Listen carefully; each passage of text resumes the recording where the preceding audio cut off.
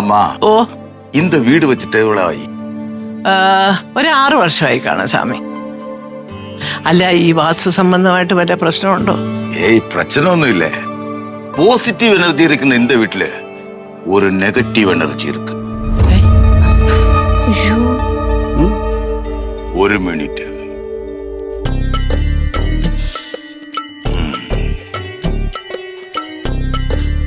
ഉറങ്ങിയോ എന്താണ്?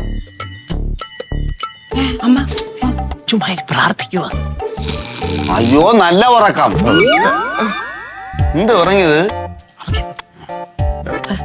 நான் ஒரு கதை சொல்லட்டுமா? ഏത് കഥ? இந்த ഭവനത്തില് നിങ്ങൾ മൂന്നാളും യമദേവനെ സ്വപ്നം കണ്ട. അയ്യോ, അയ്യോ, അതെ അതെ, നമ്മൾ കണ്ടിരുന്നു. കണ്ടു കണ്ടു സ്വാമി. എങ്ങനെ മനസ്സിലായി? നിങ്ങൾക്ക് മൂന്നാൾക്കും യമദേവന്റെ എല്ലാ അനുഗ്രഹവും കിട്ടിയിട്ടുണ്ട്. അയ്യോ, ഞങ്ങൾ എന്നിട്ട് അത് സംസാരിച്ച് അത്ഭുതപ്പെടുകയും ചെയ്തു. കണ്ടോ സ്വാമിയുടെ ഒരു ശക്തി. വേറെ കുഴപ്പമൊന്നും ഇല്ലല്ലോ സ്വാമി. യമദേവൻ എന്റെ ഭവനത്തിൽ വന്നത് സ്വപ്നമല്ലേ, നജന്താണ്.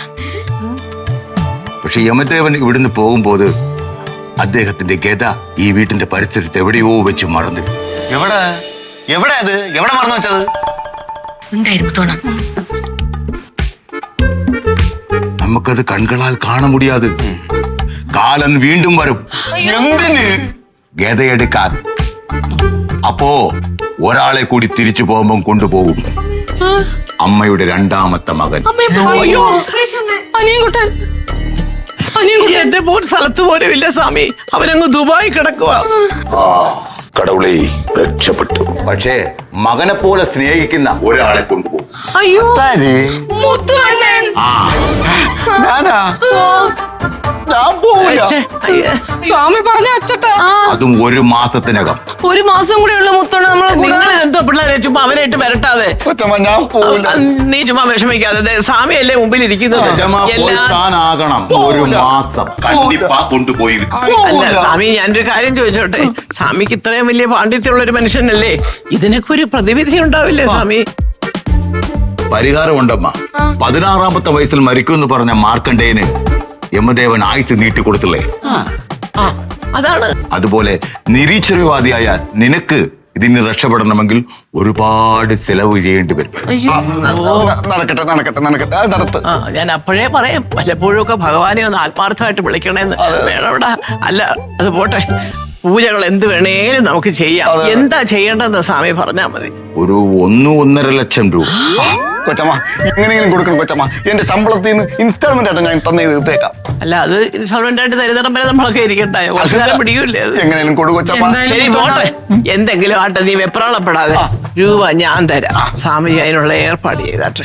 ആ പൂജയ്ക്ക് വേണ്ടുന്ന സാധന സാമഗ്രികൾ ഇന്ത എടുത്തുന്നതല്ലേ, അങ്ങ് കൈലാസത്തിൽ ഗോകർണത്തിനായിരുന്നാലും കൊണ്ടുവരണം. എങ്ങനെ കൊണ്ടുവന്നേ പറ്റൂ. പിന്നെ ഒരാളിനെ രക്ഷിക്കുന്ന കാര്യമല്ലേ. അല്ല സ്വാമി, പോട്ടെ സ്വാമി. അവനാകെ മൊത്തം അങ്ങ് വെപ്രാളവും ഭയവും ഒക്കെ കൂടെ ആയിട്ട് നിൽക്കുക. കൊണ്ടുവന്നാട്ടെ. എത്ര ചെലവായാലും ആ പൈസ ഞാൻ തരാം. അപ്പോ ഞാൻ പോയിട്ട് വരാം. അപ്പൊ സന്ധിക്കും വരെ വണക്കം. വണക്കം വണക്കം. ഈശ്വരാ ഭഗവാനെ. ചായ പോലും കൊടുക്കാൻ പറ്റില്ല സ്വാമി. ശരിയാ, മറന്നുപോയി കേട്ടോ. ഏയ് ഒന്നും വേണ്ട, ഇവളോ വേണ്ട. സമാധാനം സമാധാനം. എന്നെ രക്ഷപ്പെടുത്തണേ സ്വാമി. എടുത്തു. അയ്യോ, പച്ചവെള്ളം കൊടുക്കാത്തവനാ മനുഷ്യന്. ഒന്ന് പോക്ക് കണ്ടോ, കാലെ പിടിച്ചോണ്ട്. ചായ കൊടുത്തില്ല. അയ്യോ. ഫ്ലവേഴ്സ് ഒരുക്കുന്ന കാഴ്ച വസന്തം യൂട്യൂബിൽ പ്രേക്ഷകർക്ക് ലൈവായി കാണാം. ഫ്ലവേഴ്സ് കോമഡിയിൽ ജോയിൻ ചെയ്യൂ, ആസ്വദിക്കൂ.